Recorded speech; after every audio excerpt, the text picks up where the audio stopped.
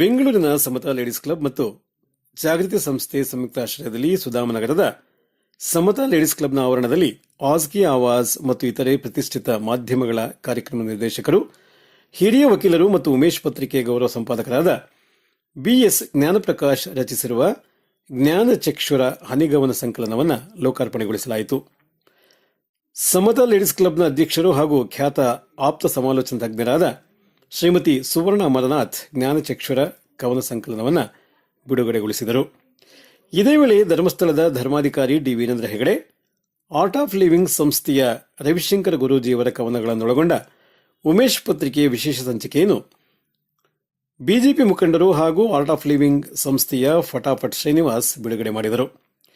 ಈ ಸಂದರ್ಭದಲ್ಲಿ ಬೆಂಗಳೂರು ಗ್ರಾಮಾಂತರ ಜಿಲ್ಲಾ ಕಾರ್ಯನಿರತ ಪತ್ರಕರ್ತರ ಸಂಘದ ಉಪಾಧ್ಯಕ್ಷರಾದ ಎಂ ಜ್ಯೋತಿಶ್ವರಪ್ಪ ಹಾಗೂ ರಾಷ್ಟ್ರೀಯ ಖ್ಯಾತಿಯ ಆಜ್ ಕಿ ಆವಾಜ್ ದೃಶ್ಯ ಮಾಧ್ಯಮದ ಪ್ರಧಾನ ನಿರ್ದೇಶಕರಾದ ಸೈಯದ್ ಅಜ್ಜತ್ ಅವರನ್ನು ಸನ್ಮಾನಿಸಿ ಗೌರವಿಸಲಾಯಿತು.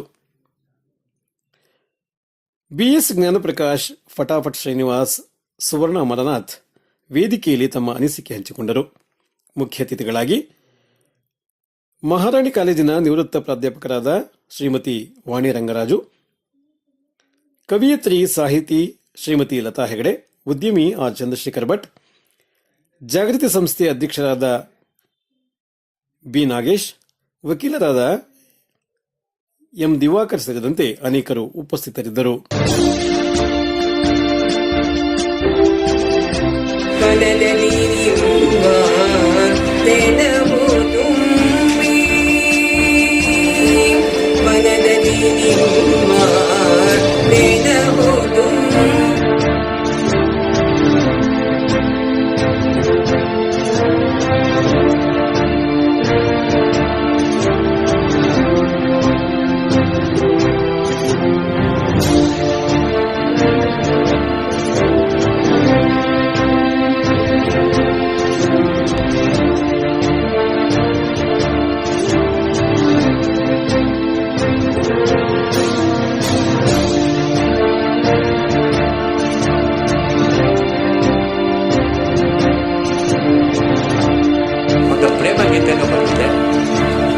ಜೋಡಿ ಸುಂದರಿ ನೀನು ನನಗೆ ಆಗಿನ ಗೋಡಿ ಸಾಗಿದ್ದು ನನ್ನ ಜೀವನ ಜೊತೆಗೂಡಿ ಈ ಗಡವಾಯಿತು ನಿನ್ನ ಪ್ರೇಮ ಬೇಡಿ ನಾನು ಬಂದಿ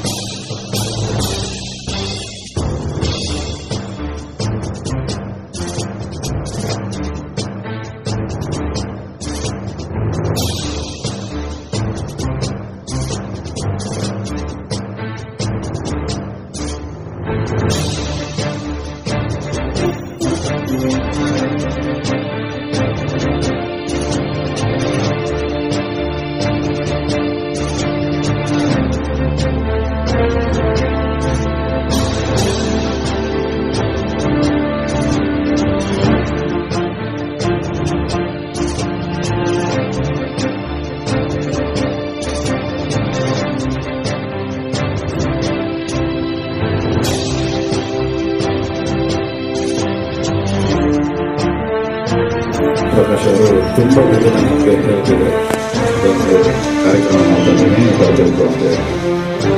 ನಾನು ಆನೇಕಲ್ನಲ್ಲಿ ಮುಂದಿನ ಚುನಾವಣೆಗೆ MLA ಆಕಾಂಕ್ಷಿಯಾಗಿ ಕೆಲಸ ಮಾಡ್ತಾ ಇದ್ದೀನಿ. ಅವ್ರು ನೋಡಿದಾಗ ಒಂಥರ ಖುಷಿ ಮತ್ತೆ ಉತ್ಸಾಹ ಆಯ್ತು. ಸರಿ ಸರ್ ಕಳಿಸಿ ಅಂತ ಹೇಳಿದೆ. ಅವ್ರ ಕವನಗಳನ್ನೆಲ್ಲ ನನಗೆ ವಾಟ್ಸಪ್ ಮೂಲಕ ಕಳಿಸಿದ್ರು. ಓದಿದ್ಮೇಲೆ ಸರಿ ಇದನ್ನ ಮುನ್ನುಡಿ ಒಂದು ಬರ್ಕೊಡ್ತೀರಾ ಮೇಡಮ್ ಅಂತ ಕೇಳಿದ್ರು. ಅಯ್ಯೋ ಅದ್ರ ಬಗ್ಗೆ ಸಂಸ್ಕಾರ ಇರಬೇಕು, ಹಾಗಾಗಿ ಚೆನ್ನಾಗಿ ಹಾಡ್ತಾರೆ. ಆ ಥರ ನಮ್ಮ ಜ್ಞಾನಪ್ರಕಾಶ್ ಅವರು ತುಂಬ ಚೆನ್ನಾಗಿ ಕವನಗಳು ಬರೀತಾರೆ. ಯಾರ ಬಗ್ಗೆ ಬೇಕಾದರೂ ಬರೀತಾರೆ. ಅವ್ರ ಟೋಪೋ ಬಗ್ಗೆ, ಅವರ ಮಗಳ ನಾಯಿ ಬಗ್ಗೆ ಕೂಡ ತುಂಬ ಚೆನ್ನಾಗಿ ಬರೆದಿದ್ದಾರೆ. ಸೊ ಹಾಗಾಗಿ ಅವ್ರಿಗೆ ತುಂಬ ಅರ್ಜಿದೆ, ಅಂದರೆ ಬರೀಬೇಕು ಅಂತಿದೆ. ಅದನ್ನ ಈ ಸಲ ಅವ್ರು ಏನು ಮಾಡಿದ್ದಾರೆ,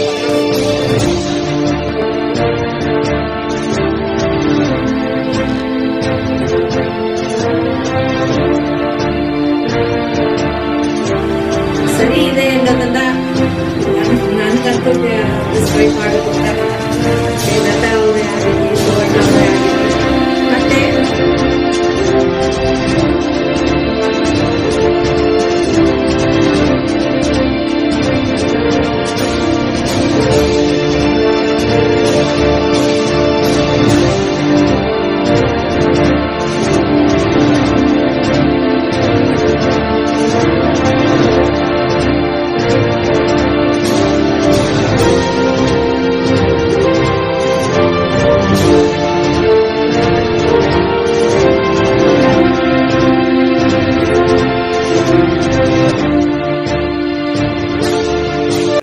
ಜ್ಞಾನಸಾಕ್ಷರ ಪುಸ್ತಕ ಬಿಡುಗಡೆ ಕಾರ್ಯಕ್ರಮ.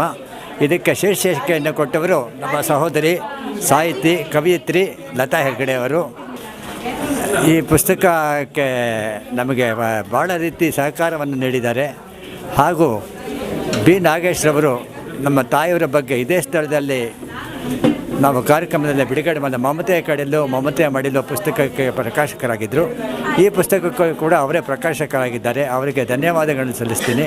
ಎಲ್ಲದಕ್ಕಿಂಚಾಗಿ ಸಮತಾ ಲೇಡೀಸ್ ಕ್ಲಬ್ಬಿನ ಸುವರ್ಣ ಮಂಜುನಾಥ್ ಅವರು ಈ ಕಾರ್ಯಕ್ರಮದಲ್ಲಿ ಭಾಗವಹಿಸಿದ್ದಾರೆ. ಅವರು ನಮಗೆ ಎಲ್ಲ ರೀತಿ ಉತ್ತೇಜನವನ್ನು ಕೊಟ್ಟಿದ್ದಾರೆ. ನನಗೆ ಪ್ರತ್ಯಕ್ಷವಾಗಿ ಪರೋಕ್ಷವಾಗಿ ಸಹಾಯ ಮಾಡಿರುವ ಹಾಸನ ಮೂಲದ ನಮ್ಮ ಶ್ರೀನಿವಾಸ್ ಅವರಿಗೆ, ಹಾಸನ ರೈತ ಮುಖಂಡರಾದ ಸುರೇಶ್ ಹಾಗೂ ಶ್ರೀನಿವಾಸ ಮೂರ್ತಿಯವರಿಗೆ ಧನ್ಯವಾದಗಳನ್ನು ಅರ್ಪಿಸ್ತೀನಿ. ಎಲ್ಲರಿಗೂ ಜಯವಾಗಲಿ. ಸರ್ವೋ ಜನ ಸುಖಿನೋ ಭವಂತು. ತಾವು ಎಷ್ಟು ಪುಸ್ತಕ ಬರ್ತಿದ್ದೀರಾ ಸರ್? ನಾನು ಈಗ ಪ್ರಾರಂಭ ಮಾಡಿದ್ದು, ನಿವೃತ್ತಿ ಆದಮೇಲೆ ಪ್ರಾರಂಭ ಮಾಡಿದ್ದು. ಈ ಪುಸ್ತಕ ನಮ್ಮ ತಾಯಿಯವರಿಂದ ಒಂದು ಪಾಠ ಕಲಿತೆ, ಜಾತ್ಯತೀತ ಮನೋಭಾವ. ಅದರಿಂದ ಯೇಸು ಕ್ರಿಸ್ತ ಆಗಿರ್ಬೋದು, ವಿವೇಕಾನಂದ ಆಗಿರ್ಬೋದು, ಎಲ್ಲರ ಬಗ್ಗೆ ಬರೆದಿದ್ದೀನಿ. ನಮ್ಮ ರಾಷ್ಟ್ರವನ್ನು ಮುನ್ನಡೆಸುತ್ತಿರುವ ಜನಪ್ರಿಯ ಪ್ರಧಾನಮಂತ್ರಿಗಳು ಮೊನ್ನೆ ಪಟ್ಟಿ ಬಿಡುಗಡೆ ಆಯಿತು. 50 ಭ್ರಷ್ಟಾಚಾರವಿಲ್ಲದ ವ್ಯಕ್ತಿಗಳಲ್ಲಿ ಮೊದಲನೇ ಸ್ಥಾನವನ್ನು ನರೇಂದ್ರ ಮೋದಿಯವರು ಪಡೆದಿದ್ದಾರೆ. ಅದೇ ರೀತಿ ವಿಶ್ವ ನಾಯಕರಲ್ಲಿ ಮೊದಲನೇ ಅಗ್ರಪರ್ತಿಯನ್ನು 3 ಬಾರಿ ಪಡೆದಿದ್ದಾರೆ. ಅದು ನನಗೆ ಭಾಳ ಇಷ್ಟ ಆಯಿತು. ಎಲ್ಲದಕ್ಕಿಂತ ಹೆಚ್ಚಾಗಿ ಶ್ರೀ ಕ್ಷೇತ್ರ ಧರ್ಮಸ್ಥಳದ ಪೂಜ್ಯ ಧರ್ಮಾಧಿಕಾರಿಗಳ ವೀರೇಂದ್ರ ಹೆಗ್ಗಡೆಯವರ ಅನನ್ಯ ಭಕ್ತನಾಗಿದ್ದೇನೆ. ಸುಮಾರು 50 ವರ್ಷಗಳಕ್ಕಿಂತ ಹೆಚ್ಚಿಗೆ ಅವರಿಂದ ಸಂಬಂಧವಿದೆ. ಅವರ ಬಗ್ಗೆ ಬಹಳಷ್ಟು ಲೇಖಗಳನ್ನು ಬರೆದಿದ್ದಾರೆ. ಈ ಪುಸ್ತಕದಲ್ಲಿ ಅವರ ಸಾಧನೆಗಳ ಬಗ್ಗೆ, ಅವರಿಗೆ ನೋಬೆಲ್ ಪಾರಿತೋಷಕ ದೊರಕಲಿ ಎಂಬ ಕವನವನ್ನು ರಚಿಸಿದ್ದೇನೆ. ಇದೇ ರೀತಿ ಆರ್ಟ್ ಆಫ್ ಲಿವಿಂಗ್ ಸಂಸ್ಥೆಯ ಪಂಡಿತ್ ಗುರೂಜಿಯವರ ಬಗ್ಗೆ ಕೂಡ ಒಂದು ಕವನವನ್ನು ರಚಿಸಿದ್ದೇನೆ. ಎಲ್ಲದಕ್ಕಿಂತ ಹೆಚ್ಚಾಗಿ ನಾನು ಸ್ವಾಮಿ ವಿವೇಕಾನಂದರ ತತ್ವ ಸಿದ್ಧಾಂತಗಳಲ್ಲಿ ದೃಢವಾದ ನಂಬಿಕೆಯನ್ನು ಉಳ್ಳವನಾಗಿದ್ದೇನೆ. ಅವರನ್ನು ಯಾವಾಗಲೂ ನೆನೆಸ್ಕೋತಾ ಇರ್ತೀನಿ. ನಮಗೆಲ್ಲ ಮಹಾಸ್ಫೂರ್ತಿ ಅವರು. ಈ ಕಾರ್ಯಕ್ರಮದ ಪುಸ್ತಕ ವಿಶೇಷ ಸಂಚಿಕೆ ಬಿಡುಗಡೆ ಪಟಾಭಟ್ ಶ್ರೀನಿವಾಸ್ ಅವರು ಭಾಳ ಆತ್ಮೀಯರು. ರವಿಶಂಕರ್ ಗುರೂಜಿ ಆಶ್ರಮದಲ್ಲಿ ಸಕ್ರಿಯವಾಗಿದ್ದಾರೆ. ಅವರು ಆನೇಕಲ್ ಕ್ಷೇತ್ರದಲ್ಲಿ ಸ್ಪರ್ಧಿಸಲಿದ್ದಾರೆ, ವಿಧಾನಸಭೆ ಸ್ಪರ್ಧಿಸಲಿದ್ದಾರೆ. ಅವರಿಗೆ ಅವರು ಜಯಶೀಲರಾಗಿ ಇನ್ನೂ ಹೆಚ್ಚಿನ ಸೇವೆಯನ್ನು ಸಲ್ಲಿಸಲಿ ಅಂತ ಈ ಸಂದರ್ಭದಲ್ಲಿ ಶುಭ ಹಾರೈಸ್ತೀನಿ. ನಮಸ್ಕಾರ. ನಾನು ಸುವರ್ಣ ಅಮರ್ನಾಥ್ ಅಂತ, president of Samata ladies association. ಇವತ್ತು ನಮ್ಮ ಅಸೋಸಿಯೇಷನ್ನಲ್ಲಿ ಜ್ಞಾನಪ್ರಕಾಶ್ ಅವ್ರದ್ದು ಜ್ಞಾನಚಕ್ಷುರ ಅನ್ನೋ ಪುಸ್ತಕ ಬಿಡುಗಡೆ ಆಯಿತು. ಕವನ ಸಂಕಲನಗಳನ್ನ ಹೊತ್ತಿಗೆನ ತಂದಿದ್ದಾರೆ. ತುಂಬ ಚೆನ್ನಾಗಿ ಮೂಡ್ ಬಂದಿದೆ. ಅದರಲ್ಲಿನೂ ಮುನ್ನುಡಿ ಬರೆದಿರುವಂಥ ಲತಾ ಹೆಗ್ಗಡೆ ಅವರ ಆರ್ಟಿಕಲ್ ಅಂತೂ ತುಂಬ ಚೆನ್ನಾಗಿ ಬಂದಿದೆ. ಮತ್ತು ಜ್ಞಾನಪ್ರಕಾಶ್ ಅವರು ಎಲ್ಲ ವಿಧದಲ್ಲೂ ಕೈ ಆಡಿಸಿದ್ದಾರೆ. ಅಂದರೆ ಮೋದಿಯವ್ರ ಬಗ್ಗೆ, ರವಿಶಂಕರ್ ಅವ್ರ ಬಗ್ಗೆ, ಎಲ್ಲರ ಬಗ್ಗೆನೂ ತುಂಬ ಚೆನ್ನಾಗಿ ಬರೆದಿದ್ದಾರೆ. ಮತ್ತು ಅವ್ರಿಗೆ ಕವನ ಬರೆಯೋದು ಒಂದು ಕಲೆ, ತುಂಬ ಚೆನ್ನಾಗಿ ಬಂದಿದೆ. ಗೊತ್ತಿದೆ. ಹಾಗಾಗಿ ಅವರು ಅವ್ರ ತಾಯಿ ಬಗ್ಗೆ ಎಲ್ಲದ್ರ ಬಗ್ಗೆನೂ ತುಂಬ ಚೆನ್ನಾಗಿ ಬರೆದಿದ್ದಾರೆ. ಕವನ ಸಂಕಲನ ತುಂಬ ಚೆನ್ನಾಗಿ ಬಂದಿದೆ. ಧನ್ಯವಾದ. ಈ ದಿನ ಸಮತಾ ಲೇಡೀಸ್ ಅಸೋಸಿಯೇಷನ್ ಮತ್ತು ಜಾಗೃತಿ ಸಂಸ್ಥೆಯಿಂದ ಹಿರಿಯ ವಕೀಲರು, ಪತ್ರಕರ್ತರು, ಲೇಖಕರು ಹಿರಿಯರು ಆದಂತಹ ಶ್ರೀ ಜ್ಞಾನಪ್ರಕಾಶ್ ಜಿ ಅವರ ಒಂದು ಜ್ಞಾನಚಕ್ಷುರ ಎಂಬ ಅದ್ಭುತವಾದ ಹನಿಗವನ ಪುಸ್ತಕವನ್ನು ಅದ್ಧೂರಿಯಾಗಿ ಇವತ್ತು ಬಿಡುಗಡೆಯಾಗಿದೆ. ಅವರಿಗೆ ನಾನು ಮೊದಲಿಗೆ ಅಭಿನಂದನೆಗಳನ್ನು ಸಲ್ಲಿಸ್ತಾ ಇದ್ದೇನೆ. ಈ ಕಾರ್ಯಕ್ರಮ ಸುಮಾರು 2 ಗಂಟೆ ನಡೀತು. ಜ್ಞಾನಪ್ರಕಾಶ್ ಅವರ ಅಪಾರ ಅಭಿಮಾನಿಗಳು, ಅವರ ಸ್ನೇಹಿತರು ಈ ಕಾರ್ಯಕ್ರಮದಲ್ಲಿ ಉಪಸ್ಥಿತರಿದ್ದರು. ಇವರು ಒಂದು ಸಮಾಜಮುಖಿ ಕಾರ್ಯಚಟುವಟಿಕೆಗಳು ಹೀಗೆ ಮುಂದುವರಿಲಿ. ಹಾಗೆ ಜ್ಞಾನಪ್ರಕಾಶ್ ಅವರ ಸಾಹಿತ್ಯ ಕ್ಷೇತ್ರದ ಕೊಡುಗೆ ಇನ್ನೂ ಹೆಚ್ಚಾಗಲಿ. ಅವರ ಸಾಹಿತ್ಯ ಕೃಷಿ ಇನ್ನೂ ಹೆಚ್ಚು ಜನಕ್ಕೆ ತಲುಪುವಂತಾಗಲಿ. ಈ ಹನಿಗವನ ಪುಸ್ತಕ ಹೆಚ್ಚು ಜನಗಳನ್ನು ತಲುಪಲಿ ಅಂತ ಹಾರೈಸ್ತೇನೆ. ಹಾಗೆ ಈ ಜ್ಞಾನಪ್ರಕಾಶ್ ಅವರಿಗೆ ದೇವರು ಆಯುರಾರೋಗ್ಯ ಆಯಸ್ಸನ್ನು ಕೊಡಲಿ, ಹೆಚ್ಚು ಬರೆಯುವಂತಾಗಲಿ. ನಮ್ಮಂಥ ಕಿರಿಯರಿಗೆ ಅವರು ಸದಾ ಮಾರ್ಗದರ್ಶನ ಮತ್ತು ಆಶೀರ್ವಾದ ಅಂತ ಮಾಡುವಂತಾಗಲಿ ಅಂತ ಹೇಳಿ ಈ ಸಂದರ್ಭದಲ್ಲಿ ನಾನು ಹಾರೈಸ್ತೇನೆ. ನಾನು ಲತಾ KS ಹೆಗ್ಡೆ ಅಂತ ಯುವ ಕವಿಯತ್ರಿ. ಜ್ಞಾನಪ್ರಕಾಶ್ ಸರ್ ಅವರು ನನಗೆ ಪರಿಚಯ ಆದಾಗ ಅವರ ಒಂದು ಕವನ ಸಂಕಲನಗಳ ಬಗ್ಗೆ ತಿಳಿಸಿದರು. ಹಾಗೆ ಅದಕ್ಕೆ ಒಂದು ಮುನ್ನುಡಿಯನ್ನು ಬರ್ಕೊಡೋಕ್ಕೆ ಕೇಳಿದರು. ಈ ಒಂದು ಕವನ ಸಂಕಲನ ಓದ್ತಾ ಹೋದಾಗ ತುಂಬ ಖುಷಿಯಾಗುತ್ತೆ. ಯಾಕಂದರೆ ಇದು ಜಾತಿ, ಧರ್ಮ ಇದನ್ನೆಲ್ಲ ಮೀರಿ ಇರುವಂತಹ ಒಂದು ಕವನ ಸಂಕಲನ. ತುಂಬ ಒಂದು ಖುಷಿಯಾಗುತ್ತೆ. ಇಂಥ ಒಂದು ಗುರುಗಳು ಎಲ್ಲ ಒಂದು ಧರ್ಮದವ್ರನ್ನ, ಜಾತಿಯವ್ರನ್ನ ಮತ್ತು ಎಲ್ಲ ಒಂದು ರಸವತ್ತಾದಂಥ ಕಾವ್ಯದ ಎಲ್ಲ ನವರಸಗಳು ಕೂಡ ಈ ಒಂದು ಜ್ಞಾನಚಕ್ಷುರ ಕವನ ಸಂಕಲನದಲ್ಲಿ ಇದೆ. ಜ್ಞಾನಚಕ್ಷುರ ಹೆಸರೇ ಹೇಳುವಂತೆ ಇಡೀ ಜ್ಞಾನವನ್ನು ಎಲ್ಲ ಕಡೆ ಒಂದು ಪಸರಿಸುವಂತಹ ಒಂದು ಅದ್ಭುತವಾದಂಥ ವಿವರಣೆ ಕೂಡ ಈ ಗ್ರಂಥದಲ್ಲಿ ಇದೆ. ಧನ್ಯವಾದ.